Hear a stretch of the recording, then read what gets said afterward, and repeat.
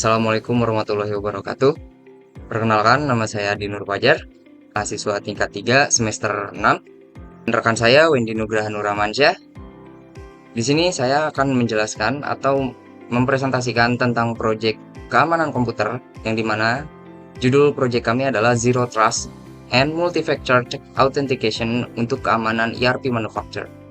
Di sini, studi kasus yang saya ambil adalah implementasi two-factor authentication dan zero trust pada sistem logistik PT ASI mengacu pada standar ISO 27001. Dan di sini saya akan menjelaskan tentang teorinya dan Wendy Nugraha Nuramansyah akan menjelaskan tentang implementasi dan praktik untuk tagging serta bagaimana solusi yang kita berikan kepada PT ASI ini. Oke, next. Di sini ada profil PT ASI. Sebelumnya profil perusahaan manufaktur komponen otomotif roda 4 yang didirikan di Karawang tahun 2005. Berfokus pada part manufacturing, tooling, manufacturing, dan layanan aftermarket yang dimana sudah tersertifikasi ISO TS 16949 yaitu manajemen mutu dan ISO 14001 manajemen lingkungan. Tentang integrasi sistem di wilayah SEE, yaitu PT ASI menghadapi tantangan integrasi sistem ERP dengan mitra wilayah Southeast Asia (SEE), termasuk kompleksitas teknik, integrasi lintas platform keamanan data lintas negara, serta kepatuhan terhadap regulasi lokal yang berbeda di setiap negara. Untuk permasalahan keamanan kritis, yang pertama ada brute force attacks, serangan otomatis untuk menebak password portal login ERP. Yang kedua ada credential theft, pencurian kredensial pengguna yang diakses lintas departemen dan mitra eksternal. Yang ketiga ada lack of two-factor authentication, belum ada implementasi multi-factor authentication untuk melindungi akses kritis. Aset kritis yang perlu dilindungi yaitu ada portal login ERP-nya, pintu masuk utama yang rentan terhadap brute force dan kredensial stuffing. Kemudian ada kredensial pengguna, username dan password admin gudang, purchasing, sales, dan mitra yang harus dilindungi dengan enkripsi dan two-factor authentication. Kemudian ada session management, sesi pengguna yang aktif harus dimonitoring untuk deteksi aktivitas anomali dan akses yang tidak sah. Di sini ada ancaman dan kerentanan. Untuk ancamannya itu ya yang sebelumnya saya jelaskan, yaitu brute force, serangan otomatis mencoba ribuan kombinasi password. Kemudian ada credential compromise, pencurian kredensial melalui phishing atau data breach. Kemudian ada unauthorized akses tanpa verifikasi berlapis. Untuk kerentanannya ada single factor authentication, hanya password tanpa multi-factor authentication. Kemudian ada lack of zero trust, sistem mempercayai pengguna internal tanpa verifikasi berkelanjutan. Kemudian ada yang contoh yang paling sangat normal atau standar banget ya, yaitu ada weak password policy, karena untuk saat ini masih banyak user yang hanya gunakan password itu kayak ya udah pakai aja yang gampang diingat gitu kan. Tingkat resikonya sangat tinggi. Integrasi ERP dengan operasional memperluas permukaan serangan. Nah, untuk SOP keamanan berbasis ISO 27001 ada Zero Trust Architecture, Never Trust, Always Verify, setiap akses memerlukan autentikasi berkelanjutan, Least Privilege Access, dan verifikasi konteks, device, lokasi, waktu. Divisi gudang hanya akses stok, purchasing hanya akses PO, mitra hanya lihat schedule-nya aja. Nah, kemudian di sini ada multi-factor authentication, wajib untuk semua pengguna ERP, kombinasi password sesuatu yang diketahui plus OTP atau Google Authenticator sesuatu yang dimiliki. Kemudian ada password security minimal 12 karakter, alphanumerik ditambah simbol, hashing dengan Bcrypt dan atau Argon 2. Enkripsi AES256 untuk data at rest. Nah, di sini ada format laporan insidennya. Untuk flow-nya itu terdeteksi, sistem mendeteksi brute force atau login gagal beruntun. Kemudian ada alert, notifikasi real time ke admin atau user. Yang ketiga ada logout, akun dikunci otomatis setelah 5 kali gagal. Yang keempat ada investigasi, analisis log IP, user agent, dan pola akses. Kemudian ada verifikasi two-factor, user reset password via two-factor. Kemudian ada pemulihan akses dipulihkan setelah verifikasi identifikasi. Nah, di sini ada template laporannya yaitu ID insiden, ERP, untuk tahunnya kapan, bulannya kapan, dan ini insiden yang keberapa, waktu dan pelapor, kategorinya apa, atau brute force. Brute force kah, credential theft kah, atau untuk authorized access. Ada dampaknya, jumlah akun terkunci, durasi downtime, kemudian tindakan yang dilakukan oleh ICT itu seperti apa, IP blocking, password reset, two-factor verification. Contoh dampaknya ada beberapa akun pengguna terkunci setelah percobaan login beruntun menyebabkan downtime sementara sampai verifikasi identitas dan reset password selesai.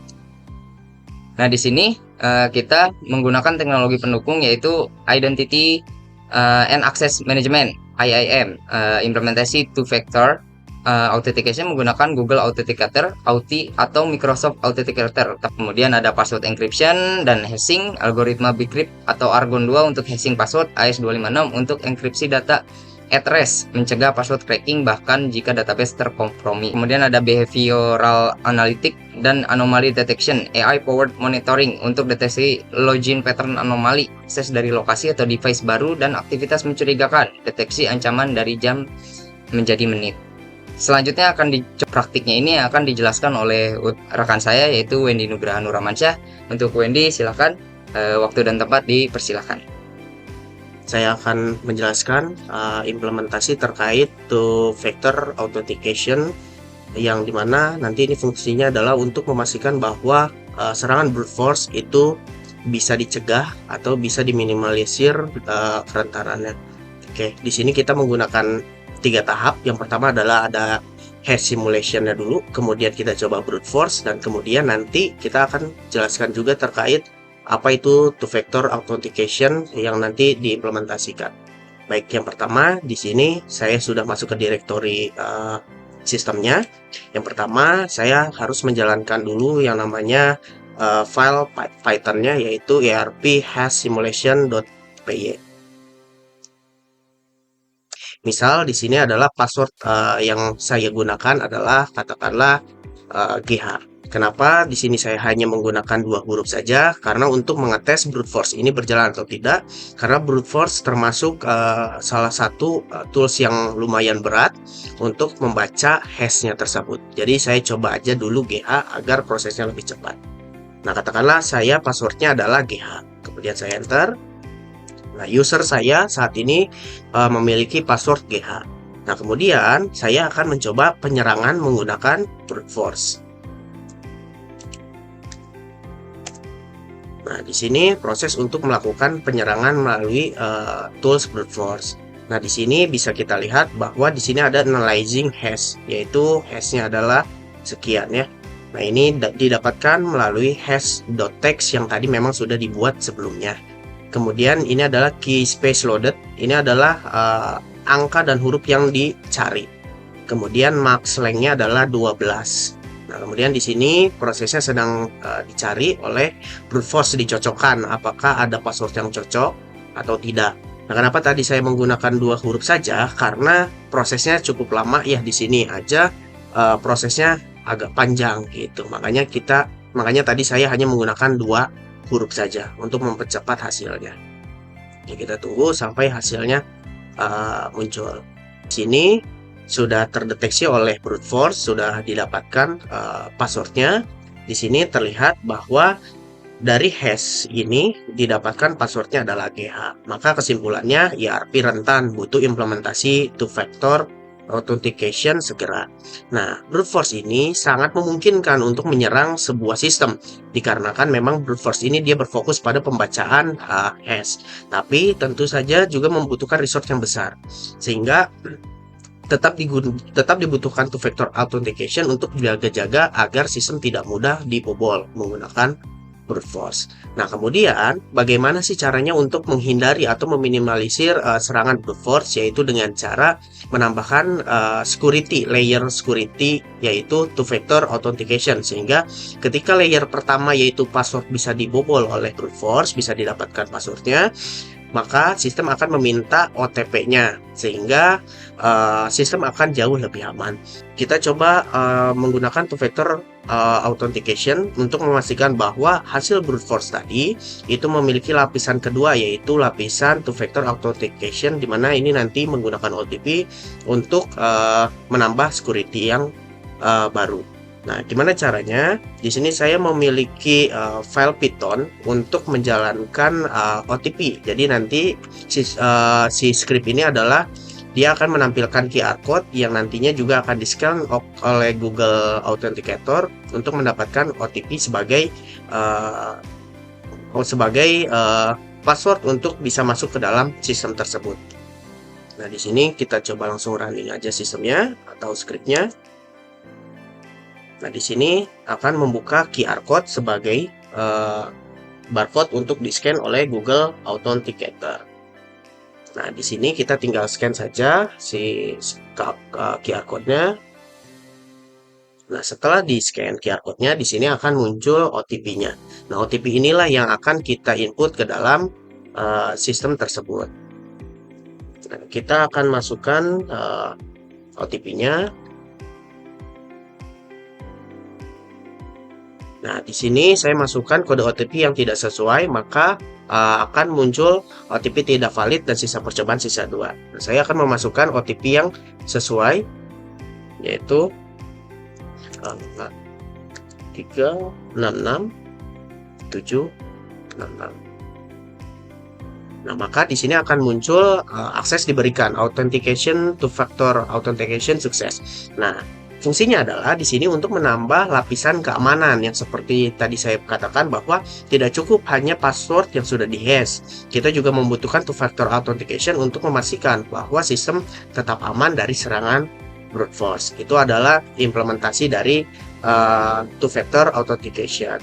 Nah, selanjutnya kesimpulan akan dijelaskan kembali oleh Adhi Nurfajar. Oke, terima kasih banyak untuk Wendy Nugraha telah menjelaskan implementasi dalam serangan brute force serta solusi yang diberikan untuk mencegah adanya serangan brute force pada sistem ERP pada PT ASI. Nah, selanjutnya saya akan menjelaskan kesimpulan. Yang pertama ada peran vital ERP dan Zero Trust. Sistem ERP untuk manajemen logistik seperti stok, pembelian, penjualan, pengiriman, vital menjaga kepercayaan partner otomotif. Zero Trust arsitektur memastikan setiap akses diverifikasi, tidak ada asumsi kepercayaan otomatis. Yang kedua ada dampak identity based attack. Celah keamanan seperti brute force dan credential theft berdampak langsung pada gagalnya supply chain. Implementasi multifactor authentication adalah pertahanan berlapis yang paling efektif untuk mencegah unauthorized access. Untuk rekomendasi di sini ada implementasi Zero Trust arsitektur, adopsi prinsip Never Trust Always Verify dengan continuous authentication, least privilege access dan micro segmentation khusus untuk wilayah SEE.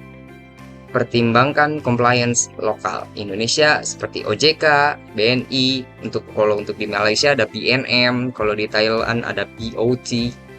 Kemudian ada mandatory multifactor authentication untuk semua pengguna. Implementasi multifactor authentication menggunakan Google Authenticator atau OTP wajib untuk admin, user internal, dan mitra eksternal. Zero Trust bukan hanya teknologi, tetapi filosofi keamanan yang mengubah cara organisasi mengelola akses dan mempercayai pengguna di era digital. Oke, untuk penjelasan kami tentang proyek keamanan komputer cukup sampai di sini. Untuk yang mau bertanya silahkan komen di bawah. Bisa like juga videonya, share untuk semuanya. Agar kita semua tahu bahwa keamanan yang berlapis itu sangat penting. Sekian dari saya, Adi Nurfajar, dan rekan saya Wendy Nugraha Nuramansyah. Kami pamit undur diri. Wassalamualaikum warahmatullahi wabarakatuh.